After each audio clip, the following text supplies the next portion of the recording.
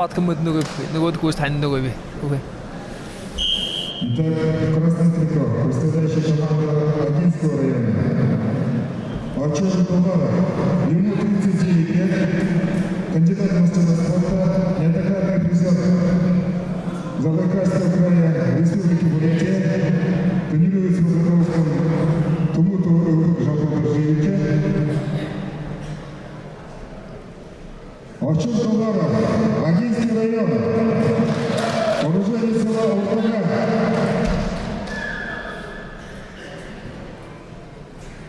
Его соседник синий трикот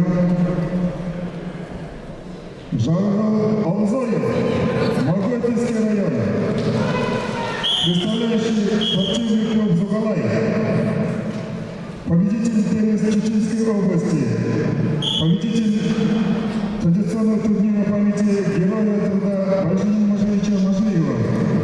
Ему 45 лет. Первый тренер Батмая Базаржевич. Жаргал Алзоев, Маготинский район.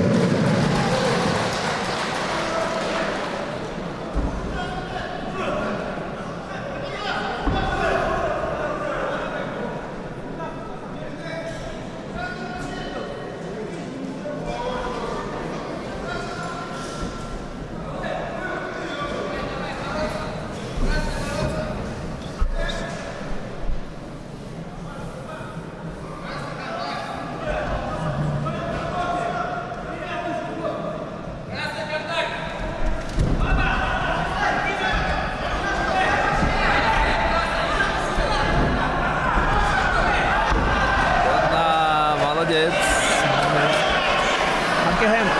Ой.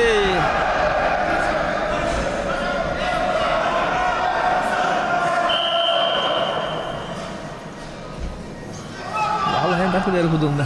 Ha? Takip eder hem kudumda. Lup kudlo. No.